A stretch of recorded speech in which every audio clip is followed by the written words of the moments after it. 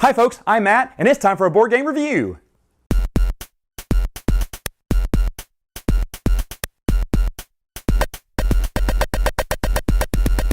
Okay, so today we're reviewing another wildly popular game called Pandemic. You can find this at Walmart and Target and Books A Million and Barnes & Noble and basically everywhere on the internet. Why is it such a popular game, and should you get it if you don't already own it? Well, let me show you the game.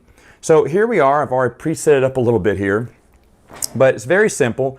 You start with some wooden pawns. It depends. Your color pawn depends on which type of character you have. Now I'll get to the characters in just a minute. But how you set up the game, first and foremost, your job is to cure all the diseases. These are the diseases here. You got to cure all the diseases on the board. Find the cure for them. Find the cure. These are the little cure bottles. And when you find the cure, you move it there. But you have to find the cure for all 4 diseases before bad things happen. Either you run out of these little cubes here, you run out of these cards in the deck, or the outbreak marker goes down to there. Those are the 3 ways to lose this game. But hey, let's talk about how we set up for this game. Well, it's actually incredibly easy. You see, first off, you have to infect cities. So the first 3 cards I pull from this deck will tell me where I need to put my infection. So for instance, Tokyo. Well, the first 3 cards deserve 3 infection tokens on each one. So I put 3 tokens on Tokyo. The next one was Chicago, and I put 3 blue on Chicago because see, it's blue. And the last one is Bogota. Boom! And I put 3 yellows on Bogota. All right, so the next 3 cards you pick out get 2 infection cubes on them. So Moscow, which I put 2 there, and Mumbai, which I put 2 there, and the last one here, Seoul, and I put 2 cubes there. Now the next 3, you only put 1 cube on them, and that is St. Petersburg, Istanbul, and the final one is Johannesburg, right down there. As you can tell, I already preset this. So here's how it works. You start off in Atlanta because that's where the CDC building is, and this is where you actually need a CDC building to cure the disease. But again, getting ahead of myself. Now, every player is going to have X amount of cards in the deck. Depending on how many players you start with, depends on how many cards each player starts off with. You can only have up to 7 cards in your hand. If you get more than 7, you have to start discarding down. Now, what type of cards are you getting? Well, you're getting these type of city cards here, or special event cards, which I'll talk about in a minute. But also in this deck are bad cards. They are epidemic cards. Now they give you 6. Do not shuffle all 6 in there if you've never played this game before. That would be incredibly hard. You basically just put, I think they suggest 4 for a base game. 5 you want to get it a little harder, and if you want to be insane, get 6, because these are really, really bad cards. Now, what we do is we shuffle the deck first, then we kind of slowly put these in intermediately. You can shuffle it all together with the epidemics in there, but I wouldn't suggest that because at times when we shuffle them together, we've had like 2 back-to-back epidemics pop up, and that is never good. So let's start off with what your base moves are.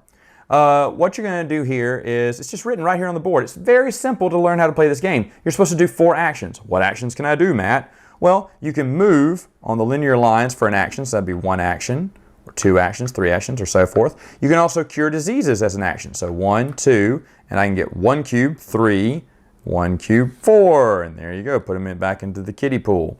That's what you can do for actions. Now, also for actions, you can discard a card and build another CDC building with it, because you know you can't always make it back to Atlanta. You may be over here when you have time to cure the disease. Or you can discard a card and fly to that city. So for instance, I have Bangkok. Let's say I throw it in the discard pile here, and my character can fly to, where's Bangkok? There it is, boom. And that counts as an action. All right, the other thing you can do, you can also trade cards with a player, but you have to be in the same city. So for instance, if I want to give another player Milan, we both have to meet in Milan for me to be able to give them this card. I cannot give them any other of my cards because that's the only one for Milan. All right, so that's how you can trade cards. So those are some of the actions that you can do as a player. Once you're done with those actions, at the end of it says draw 2 cards. All right, so I'm drawing 2 of these cards, and they may be city cards like they are here, or you may pull over an epidemic. Now, what happens if you pull over an epidemic? Bad things happen. It says first, like I said, rules very easy to follow. Increase the infection rate. Here's the infection rate marker, so we increase it. I'll explain why that makes a difference. You see there's 2, 3s, and 4s. It gets harder the more you go on. Again, I'll explain that in a minute. But the next thing we do in the epidemic is infect. We draw the bottom card and infect it with 3 cubes. So what is it? It's Montreal. So I take the rest of the deck except for Montreal. Montreal stays there.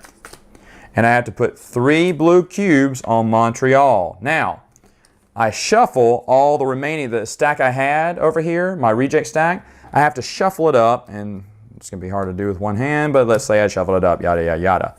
Now, I put it back on top of the deck. Oh no, we have to draw again, which means some of the same cities are going to get hit again. And how many do I have to pick? 2. Of course, if I make it here, I have to choose 3 cards. Over here, 4 cards. So I go 1, St. Petersburg is getting another one. Oh no. And then who's the other one? 2, Istanbul. Okay, well, I got real lucky there. But let's say the other one was Tokyo. Well, look, Tokyo has 3. You can't have more than 3 cubes on one city. So what happens? That's when we have an outbreak. And if it hits Tokyo, then 1 goes to Seoul, 1 to Shanghai, and 1 there. Any city that they are connected to gets 1. In fact, look at this. It's connected to San Francisco. Do I really put a red in a blue square? Yes, I do, if it outbreaks. And then I have to move my outbreak marker 1 down. Now that's bad because the more outbreaks you have, the game may end if you get to 8 outbreaks, which a lot of people tell me they never get to, but it has happened twice while we've played this game. So you want to keep away from those outbreaks. They can get nasty because they can start a chain event. Because what if Tokyo gets hit again? Or let's say Seoul gets hit next. Well, Seoul does an outbreak, and then 1 went to Tokyo, which outbreaks again. So that counts as now 2 outbreaks. Oh no, you see how the game gets worse and worse. So you want to resolve those outbreaks quick.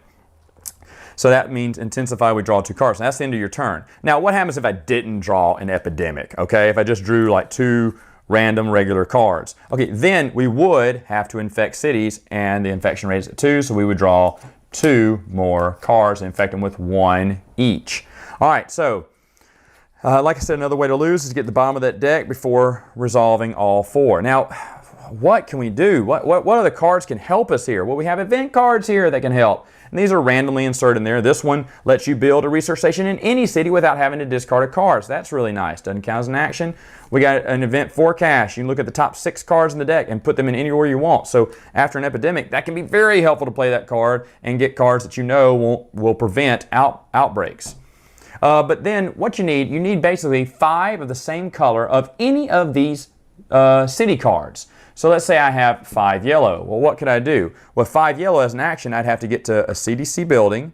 Then as an action, I cure the disease. And what we do with this little marker, we put it down like that, and we have cured the disease. So what does that mean? Well, once we cure all 4 diseases, we've won the game.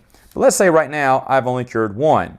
So next time someone goes through yellow, let's say I have 4 turns, I can go 1, 2, 3, and remove all of them because it's a cured disease. So I mean, I can remove all of them as 1 single action. Instead of before it was cured, I had to do 1, 2, 3. Now I can do 1, boom, 1 action, all 3 of them, put away.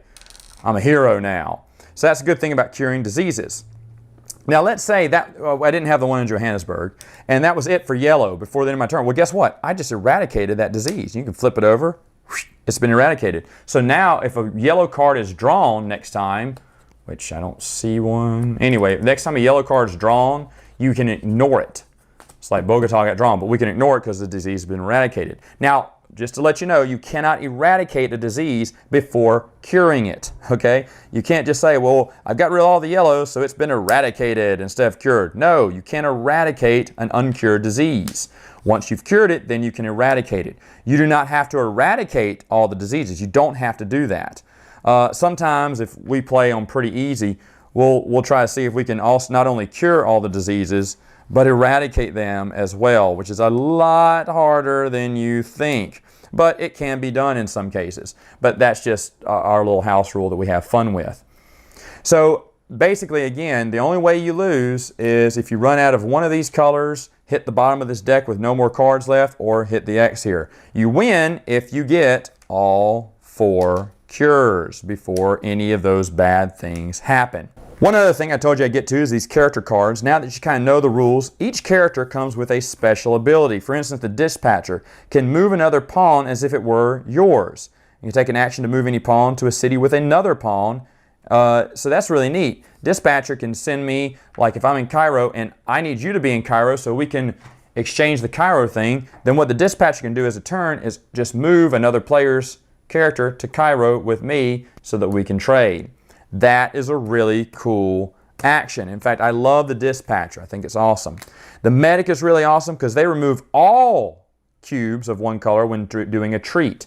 So even though the disease may not be cured, the medic can come in here and go, whoa, busted that apart, didn't I?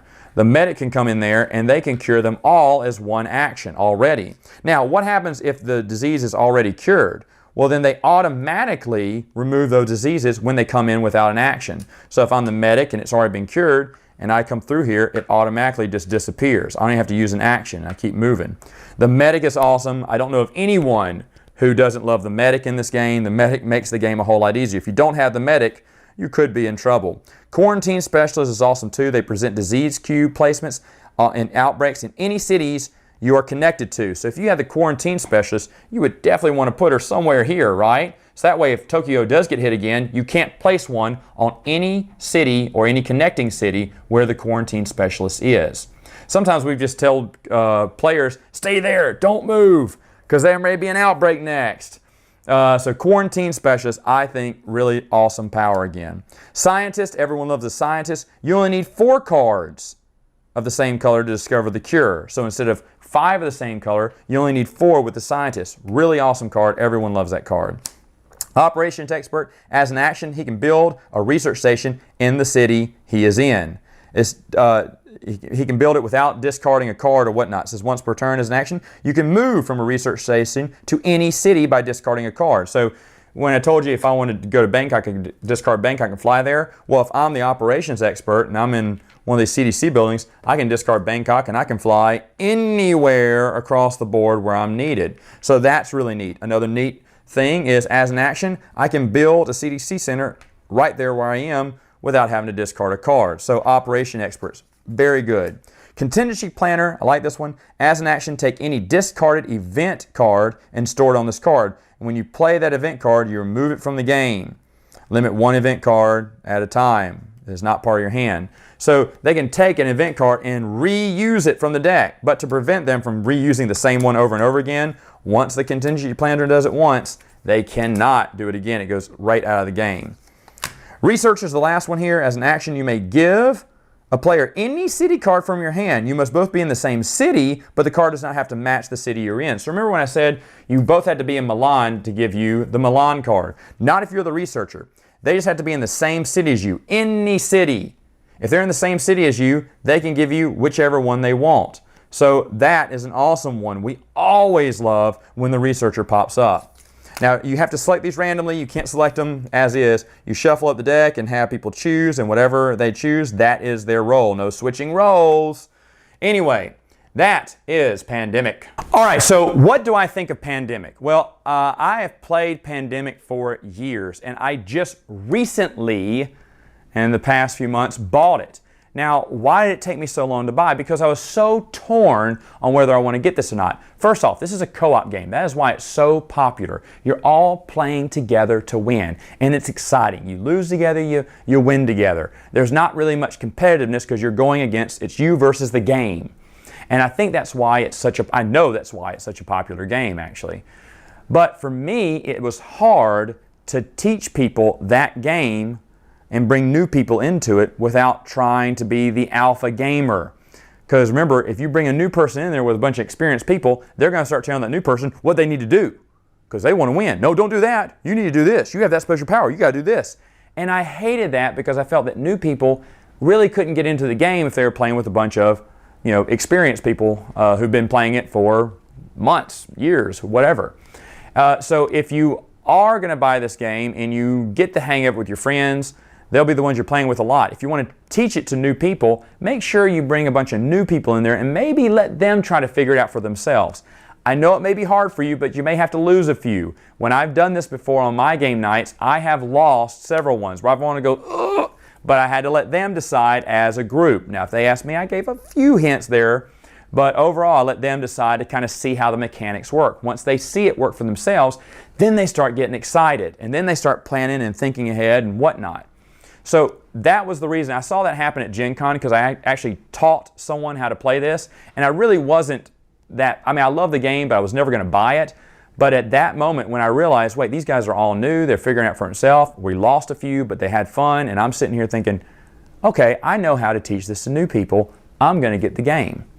And I think for that reason, it is a great game. Of course I love this game. In fact, I love it so much, I got all the expansions, and that's what we're going to go through for the next couple of weeks. So until then, gamers, game on!